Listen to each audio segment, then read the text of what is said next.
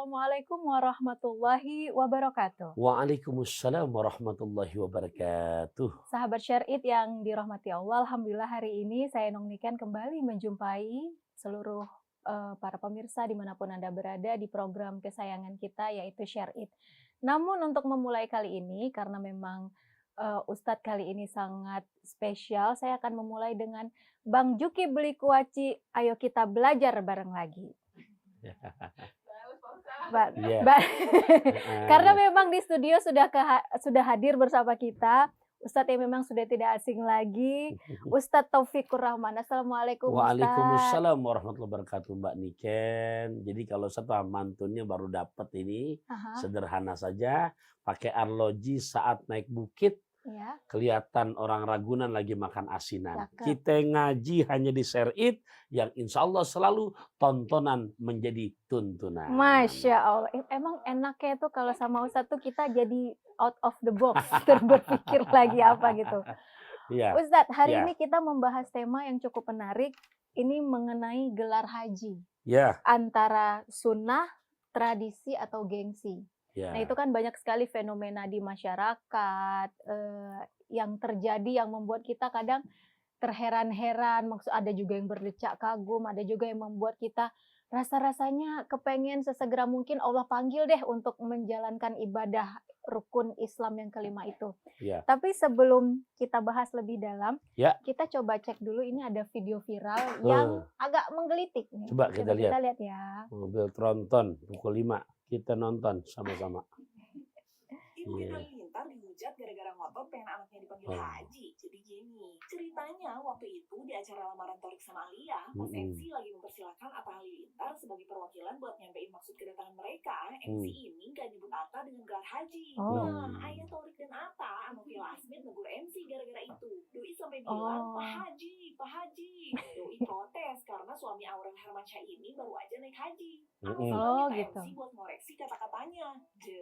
Ada aja dah. Gak cuma itu, Gini Faruk juga ngedadak kunci Torik yang udah haji dari umur 2 bulan. Terus Atta gak terima dan protes karena menurut Atta kalau bayi 2 bulan belum dihitung haji. Sang ibunda kekeh kalau Torik ini udah haji dan udah layak disebut haji. Sampai akhirnya banyak netizen yang rame-rame ngehujat Gini Faruk gara-gara dianggap sombong dan haus akan pengakuan. Gak sedikit juga netizen yang ngeduga kalau keluarga Alia malu gara-gara ucapan Gini Faruk ini. Tapi kalau ingat kata Mama Dede, orang yang naik haji itu gak boleh dipanggil haji karena emang haji itu bukan gelar tapi salah satu rukun Islam bagi yang mampu. Jadi kalau udah naik haji ya itu menunaikan ibadah aja, bukan pulang-pulang jadi dipanggil Pak Haji, Bu Haji.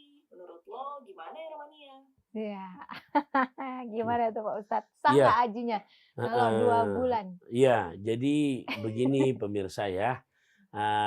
Ibadah itu harus ada kriteria di saat kita diterima. Jadi pertama harus ada ilmunya, ada iman, ada ikhlas, ada istiqomah. Nah, gimana di saat pokoknya panggil anak saya Haji Torik gitu kan. Itu banyak sih. Iya. Ustadz nggak cuman beliau ini Ya, ini aja. jadi sampel, masa berani ngomong emang udah saya nonton gitu kan. Nah, gimana? Nah, ikhwah fillah rahimakumullah, secara hukum fikih di mana ulama udah sebutkan bukan baru, jangan mengikuti kepada perbuatan Nabi, telah disimpulkan syara'ita wujubil haji sab'atun. Syarat-syarat wajib haji ada 7. Yang pertama apa? Al-islamu wal bulugu wal aklu wal khurriyatu wazadu wa takhliyatu tariq wa imkanul masiri. Tuh 7. 1 al-islam, orang Islam. Yang kedua baligh, ya akil baligh. Kemudian yang ketiga berakal dan yang keempat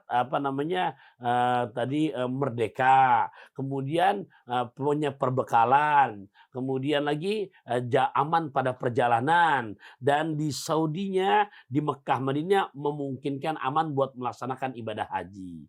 Dari 7 syarat wajib haji, tadi ada yang nomor 2 adalah wal bulugu.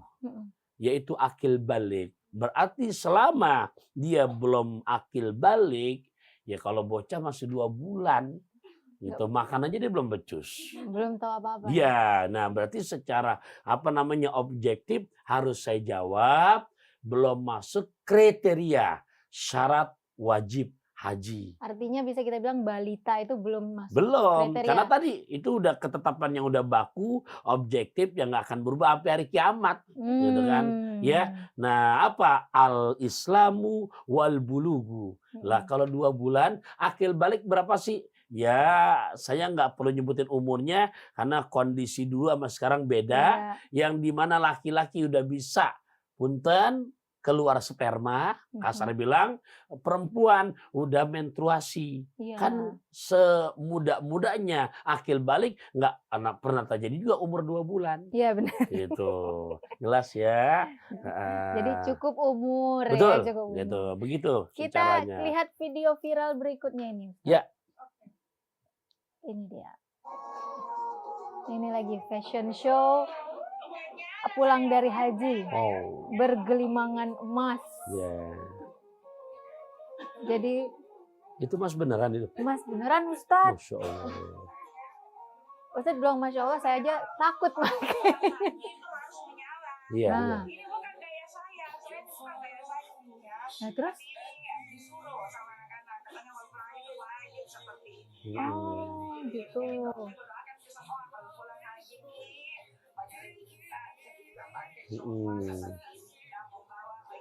Masya Allah.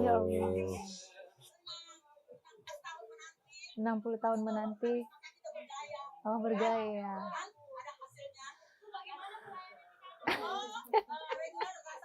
Reguler rasa plus. Oke. Ini gimana ya Ustaz? Ya. Maksudnya ini kan di wilayah tertentu lah, nggak semua Indonesia seperti ini ya. Tapi itu bisa ngurangin pahala hajinya. Ya, jadi penekanan ibadah haji kepada semuanya calon duyufur rahman ya Allah. Tuh lihat dalam Quran surat Ali Imran ayat 97. Dalam Quran surat Al-Baqarah ayat 196.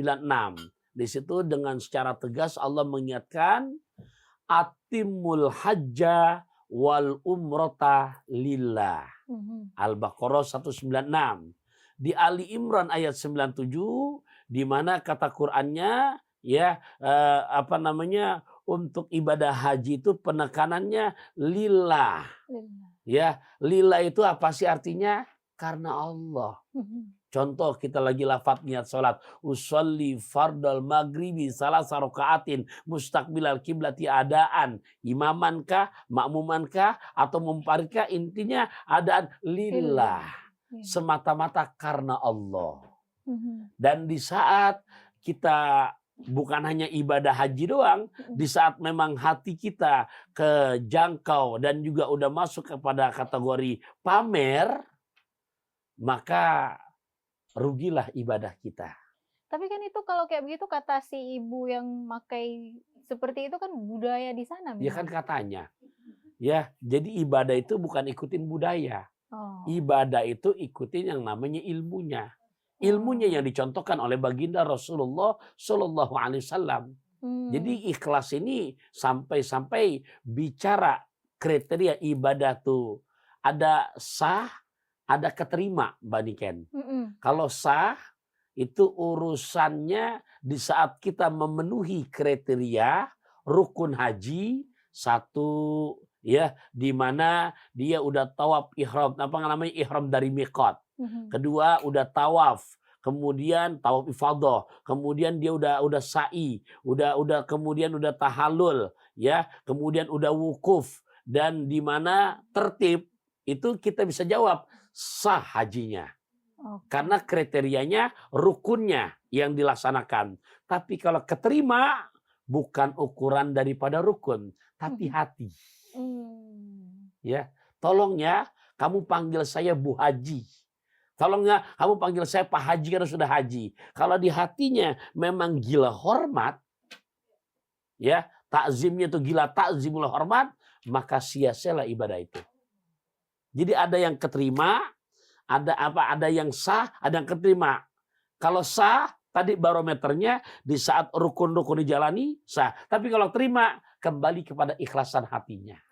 Berarti dia kayak dapat pahala gerak badan aja ya Ustaz? Ya. Gerak badan doang. Jadi ibaratnya hanya menggugurkan kewajiban. Oh, sayang sekali. Padahal Gitu. haji itu udah mahal-mahal, kita berharapnya ngefek ke tubuh kita, pikiran kita, hati kita ya. Harus dong. Nah ini berkaitan dengan panggilan haji itu, ada lagi video viral yang berikut ini Ustaz. Kita lihat lagi nih. Ini bikin kaget, ternyata sosok Mama Dede penceramah kondang yang sering marah kalau orang-orang sombongkan masalah haji. Ternyata ia sudah 33 kali naik haji sejak tahun 1970. Saya belum lahir loh by the way. Seorang penceramah kondang yang bernama asli Dede Roshida Syarifuddin atau Mama Dede ini diketahui adalah seorang penceramah yang sering kali marah dan kesal saat ada orang yang menyombongkan gelar hajinya. Bahkan tak tanggung-tanggung, respon Mama Dede seringkali mematahkan sifat sombong dari audiensnya yang kebanyakan dari kalangan ibu-ibu perihal bertanya dengan menyebutkan gelar hajahnya. Waalaikumsalam. Curhat dong, Ma. Ya dong, Iya dong. Sombong udah haji. Siapa yang pengen haji mau? Semua umat Islam pengen haji. Tidak ada dalam Islam pulang haji dipanggil haji sombong. Tapi tadi sangka-sangka ketika mengisi ceramah di acara Tegak Sitan anak kedua Atta Halilintar dan Aura Harmansyah, Mama Dede yang sempat ngobrol dengan Atta mengungkapkan sebuah fakta yang selama ini banyak orang tak tahu. Dalam obrolan tersebut, Atta menjadi kaget sebab ternyata sosok Mama Dede sudah menunaikan ibadah haji sebanyak 33 kali sejak tahun 1970. Oke.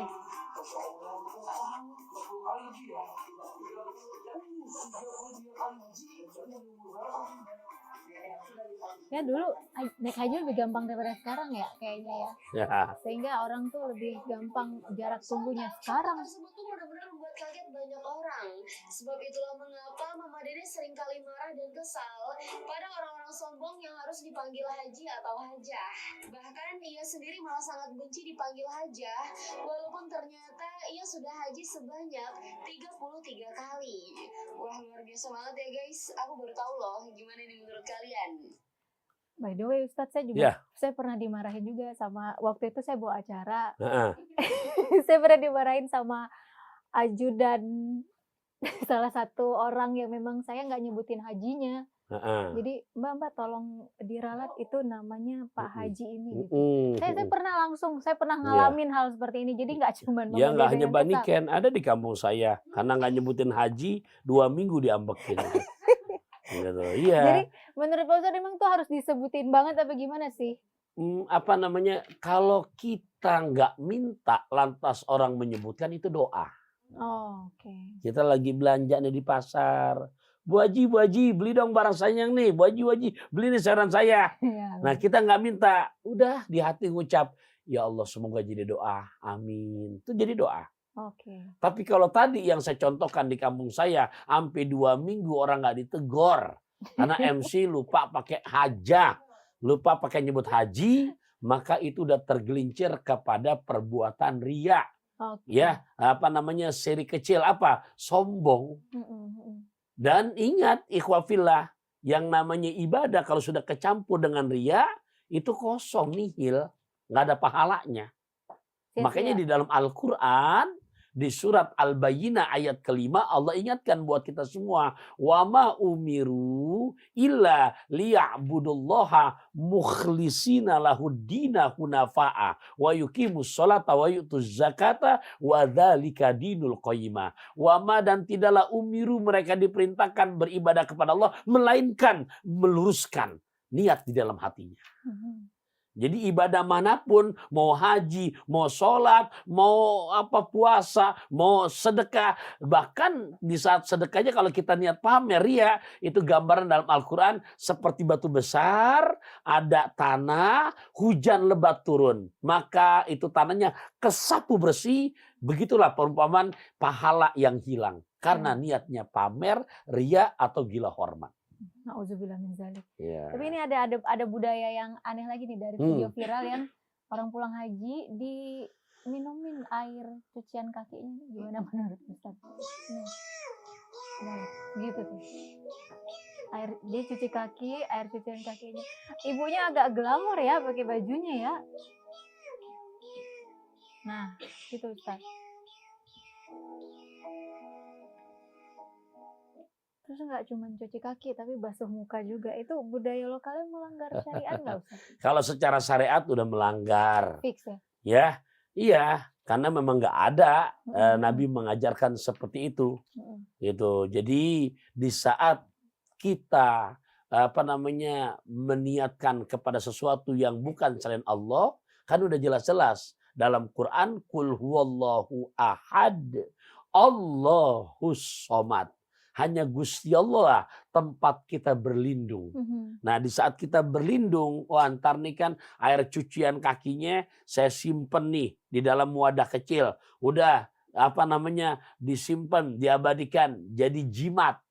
Gitu kan? Jadi isim, jadi kita anggap barang yang berkeramat. Itu di saat kita bertumpu full kepada itu benda, maka menomorduakan Allah.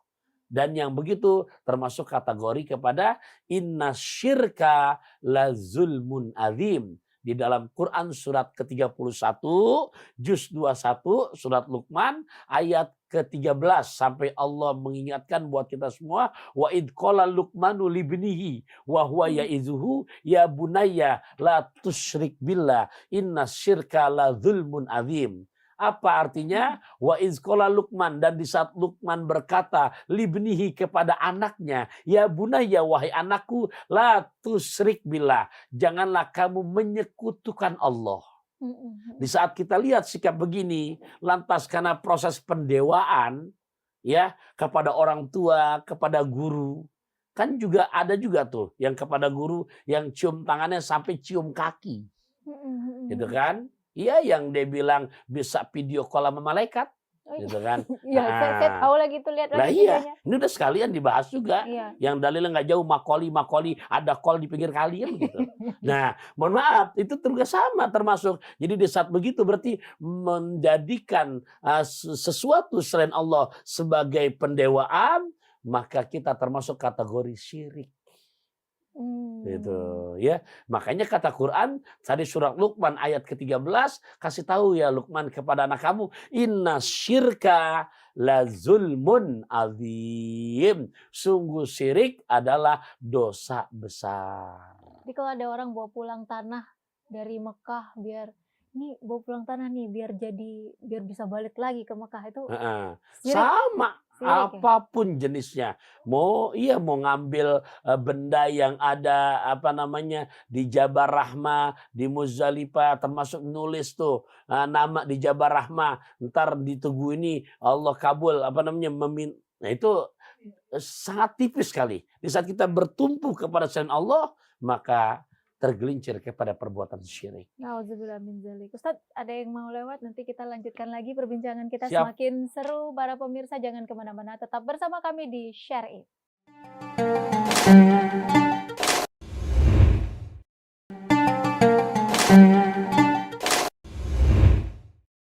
Pemirsa, terima kasih masih setia bersama kami di Share It. Beli kuini di Keramat Jati. Kita kembali lagi membahas tema tentang haji. Nah, tema kita hari ini kan tentang gelar haji antara sunnah, tradisi, dan gengsi. Di segmen kali ini saya akan membacakan beberapa pertanyaan netizen yang sudah dihimpun oleh kru MNC Muslim Share It. Dan ini kalau ada kata-kata saya, bukan berarti saya ya teman-teman. Jadi ini memang curahan hati para netizen. Ini yang pertama saya akan bacakan pertanyaannya untuk Ustadz. Ustadz, waktu itu saya sempat membaca sebuah artikel tentang haji furoda. Haji yang menggunakan visa mujamalah atau visa undangan resmi dari pemerintah Arab Saudi. Mereka nggak perlu antri berangkat haji, tapi ternyata varian harganya 300 sampai 500 juta. Which is yang ditawarkan itu mahal harganya. Duit segitu kan lumayan ya Ustadz buat modal usaha. Salah nggak sih Ustadz kalau saya lebih prioritasin rintis usaha dulu? Nanti urusan haji bisa pakai yang reguler saja. Meski antrinya lama, tapi kan jauh lebih hemat. Salah nggak dengan pemikiran seperti ini? Ya nggak salah.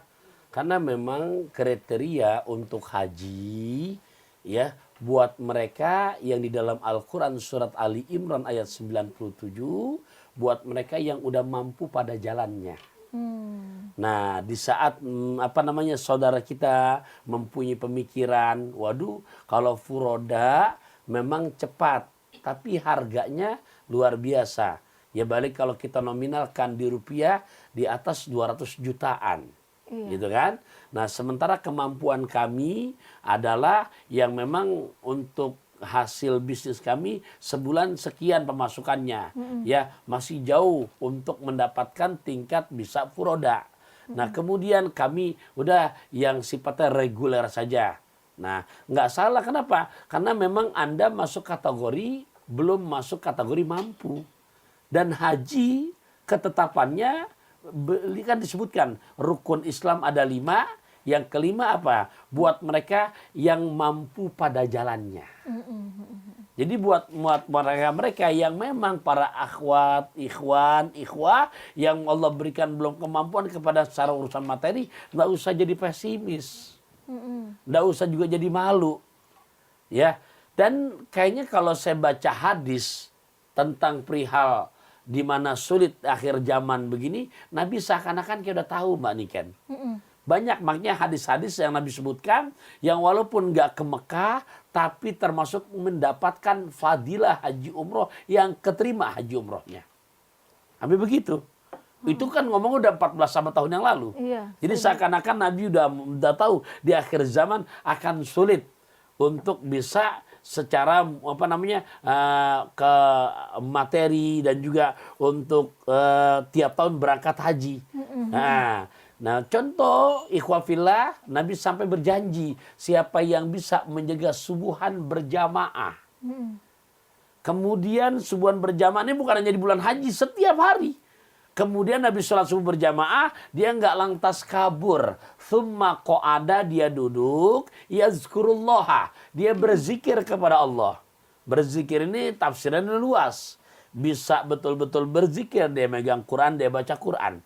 Atau mungkin dia murojaah, mengulang-ulang hafalan Qurannya. Atau mungkin dia setoran hafalan Quran sama gurunya. Atau mungkin dia megang tasbih, dia bertasbih, dia beristighfar, dia sholawat. Atau mungkin ada kuliah subuh, ada ustadz-ustazah yang memberikan tausiah sampai datang waktu isyraq. Itu berarti kalau isyraq itu sejam dari waktu subuh. Kalau subuh sekarang misalkan jam 4:15, berarti 5:30 itu isyraq, kurang lebih. Nah, dia sholat 2 rakaat, maka yang begitu dia kerjakan kata Nabi sama dengan nilainya haji umroh sempurna haji umrohnya. Sempurna haji umrohnya. Sempurna haji umrohnya. Nabi ngulang 3 kali. Tamatan. Sempurna haji umrohnya.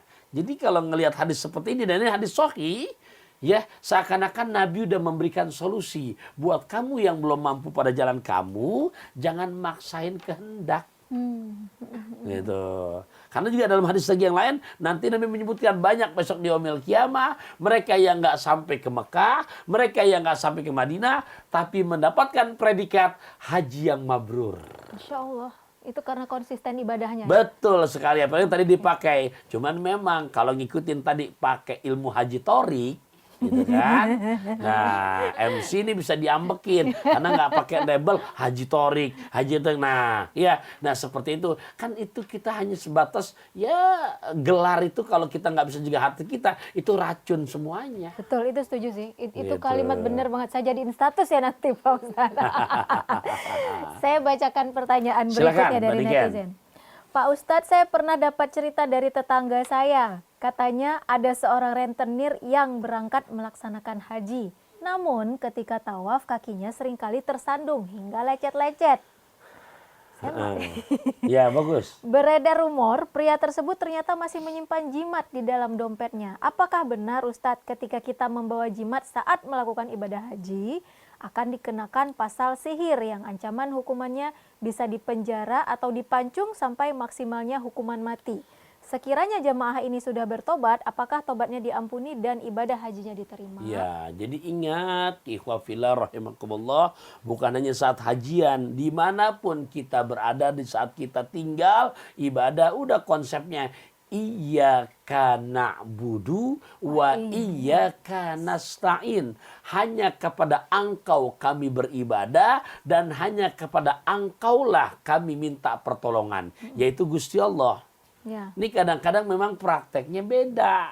Lagi sholat iyyaka na'budu wa iyyaka nasta'in, tapi praktek di lapangan iyyaka na'budu wa dukun nasta'in. Tapi benar loh itu. Nah, bener. Ibadahnya sama Allah tapi minta tolongnya sama dukun. Orang pinter. Orang pintar berarti kan yang datang orang bodoh. Iya. Iya lagi. Nah, datang ke orang pintar berarti yang datang orang-orang bodoh kan, gitu. Walaupun dia udah kuliah tinggi-tinggi berarti dia bodoh ya. Nah iya, nggak jaminan kok S1, S2, S3. Kadang kebanyakan S jadi beku.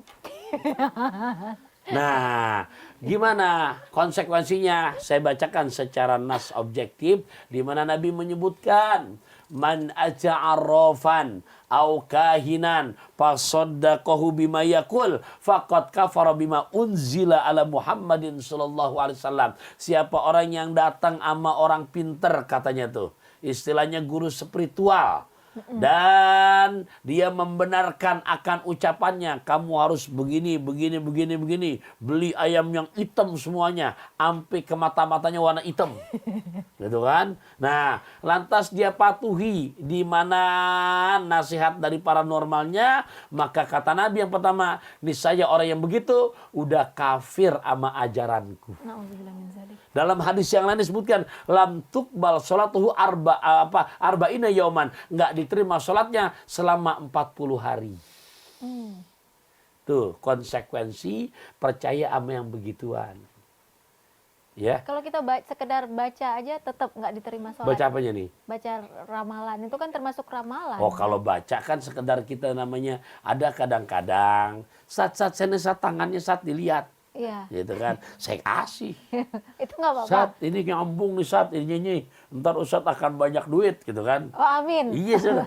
Nah itu di saat ada saya kasih lihat tangan, kasih dia bacain dah tuh bla bla bla bla bla. Di saat kita percaya masuk kepada kategori menomorduakan Allah. Tapi yang kita dengar senyumin aja udah. Yang penting hati kita sedikit pun nggak terprovokasi, nyaman. Makanya itu tadi saya bilang sangat tipis sekali itu antara kita menjaga akidah yang iyyaka na'budu wa iyyaka nasta'in ketimbang dengan tadi wadukun nasta'in. Diam-diam ternyata dia terpercaya nih. Begitu orang pada meleng, besok dia balik lagi pribadi secara. Nah, itu berarti timbul keyakinan menomorduakan Allah, dan orang yang tadi meramal dijadikan nomor satu, masuk kategori syirik. Ustadz jika dia bertobat, Allah terima tobatnya. Tobatnya diterima. Terima dong. Gitu ya. Gusti Allah Maha Rahman, Maha Rahim. Semuanya di saat mereka betul-betul tobatan nasuha, Allah terima tobatnya. Tapi itu yang pas kalau dia ketahuan di haji bawah jimat itu benar dia kena dam seberat itu. Kalau ketahuan ya iyalah, kan ada masing-masing negara mempunyai peraturan-peraturan ya. Itu jangankan yang sifatnya jimat, sekarang pun di Mekah, di Madinah ya, kita di saat foto-foto emang kadang-kadang yang rempong orang Indonesia. Beneran sedih loh. Aduh, rasanya. Jomblo Indonesia Pak Ustadz Konoha kita itu. Ya, plus 62 lah minimal. Iya. Nah, sedih juga. Dulu kita tuh di Masjid Fatimah, Masjid Terapung, kita masih bisa kumpul-kumpul untuk tahu nggak pemirsa? Sampai dia bawa organ tunggal. Allah Akbar. Tiap kali dia mau ngapain di sana. Nah, itu dia. Gitu kan. Serius Ustaz, ya, akhirnya kan setiap negara tuh punya peraturan. Ini bukan di Konoha coy, bukan gitu kan. Ini di negeri orang gitu. Nah, akhirnya sampai sekarang punten udah nggak bisa datang ke sana lagi. Ya.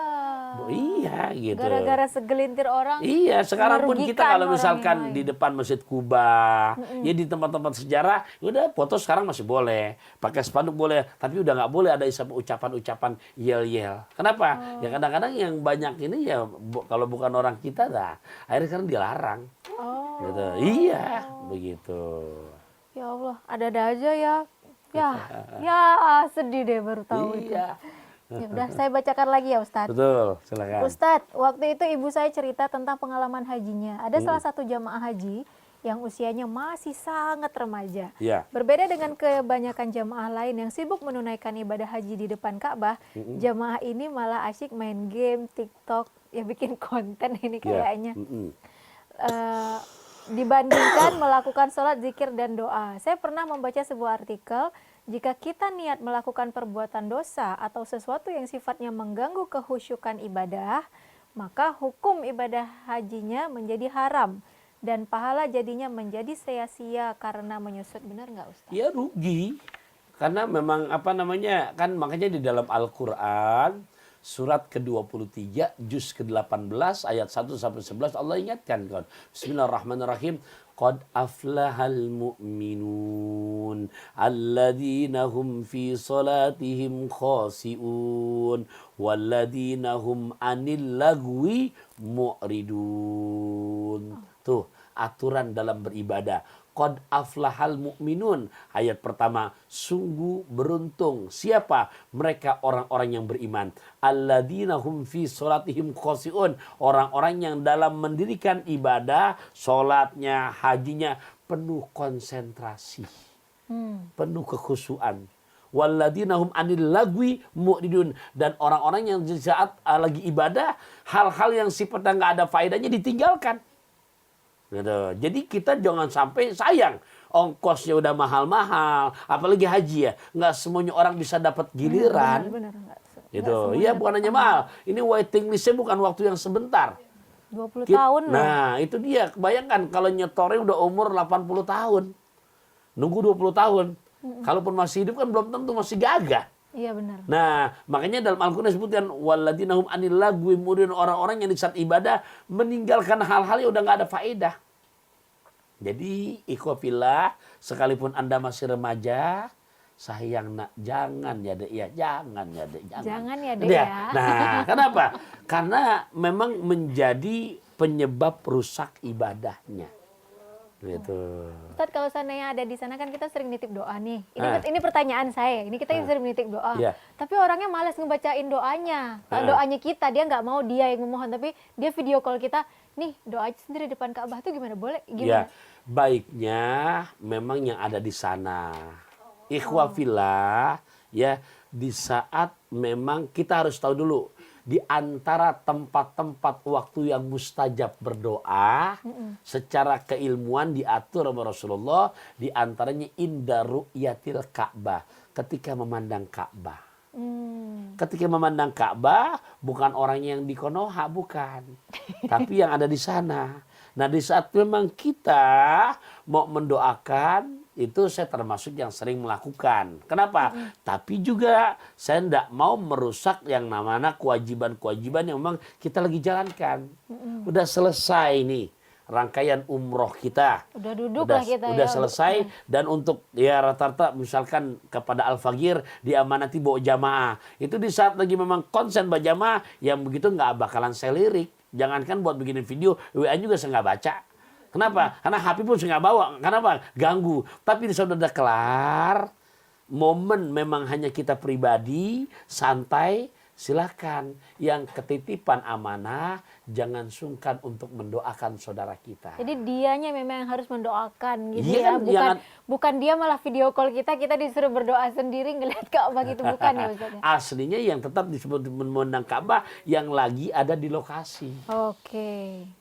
Tuh teman-teman, jangan males kalau dititipin Dan ingat, kita pun yang ketitipan amanah, dan mereka minta doakan, itu nggak akan jadi rugi. Karena doa-doa terbaik yang Anda keluarkan, hakikatnya Allah akan balas dengan kebaikan lagi yang akan Anda terima. Benar, Masya Allah. Gitu. Masya Allah, Masya Allah. Saya bacakan lagi pertanyaan Silakan. netizen. Ustadz, saya pernah membaca sebuah artikel. Ada pengusaha kaya raya yang memberangkatkan warganya se-RT, 2 RT untuk umroh gratis. Ya. Tercatat ada sebanyak 113 warga yang diberangkatkan umroh oleh pengusaha developer perumahan tersebut. Awalnya banyak warga yang menaruh curiga dan tidak percaya dengan ketulusan pengusaha tersebut. Banyak yang menolak memberi KTP untuk pembuatan paspor karena disangka penipuan. Barulah di hari keberangkatan, para warga akhirnya baru percaya. Rencananya program umroh ini akan menjadi program tahunan sampai seluruh warganya bisa merasakan sujud di depan Ka'bah. Masya Allah. Andai seluruh pemerintahnya seperti ini ya. Unggahan tersebut langsung mendapat pujian dari warganet. Nah, apakah aksi mulia ini bisa mendatangkan syafaat di yaumil akhir nanti? Bagaimana kalau ternyata niat awalnya sebatas pencitraan? Ya, kita tidak bisa memvonis orang itu riya. Karena yang merasakan riya itu diri kita sendiri. Hatinya sendiri, benar. Ya, jadi yang seperti ini intinya secara objektif dalam bahasa Quran surat Al-An'am ayat 160 di mana Allah udah berjanji. Bismillahirrahmanirrahim. Man jaa bil hasanati falahu asru amsalihha wa man jaa bis sayyiati fala yujza illa mislaha wa hum la yuzlamun. Apa artinya? Siapa orang yang berbuat kebaikan, 1 dibalas dengan 10 kali lipat. Ini udah harga, sifatnya udah harga mati sudah. Objektif 1 kebaikan Allah balas 10. Nah, kita husnuzon di saat ada orang yang tajir sehingga warganya se-RT, se-RW dia berangkatkan. Kalau kita yang misalkan melihat gitu, ya kita kedepankan positive thinking. Ya Allah, hebat banget ini orangnya. Kapan ya saya begitu? Karena di saat kita iri yang begitu, walaupun kita belum mengerjakan, maka nilai pahala kita bisa sama kayak dia. Iri dengan hal yang kebaikannya. Nah, jangan juga yang sifatnya kita yang keki. Ini kadang-kadang, mohon maaf, ngelihat status orang yang healing, dia yang pusing. Dia yang hilang. Nah, kenapa? Karena berarti di saat kita memandang negatif kepada kebaikan orang, punten, berarti hati kita udah terjangkit penyakit. Jadi intinya sedekah terang-terangan bagus. Sedekah diam-diam bagus. Yang nggak bagus, nggak sedekah, diam-diam julid sama yang sedekah. Nanti kita lanjutkan lagi Ustaz. Setelah yang mau lewat berikut ini, jangan kemana-mana, tetap bersama kami di Share It.